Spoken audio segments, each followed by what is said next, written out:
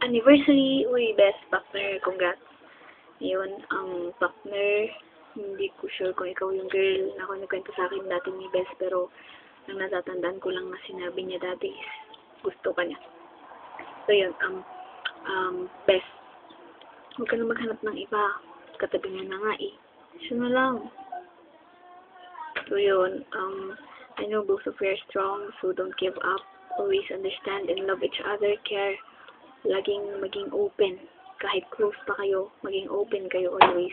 And yun, of course, it's good that you serve God, both of you together. And I know that He will surely bless you more and more. He will guide you, He will protect you. And so be it na kayo ay makinig sa Kanya din. So yun, and always remember na sa relationship nyo, let God be the center of it. Always sundin nyo yung mga commands niya, lahat ng gusto niyang gawin sa future nyo.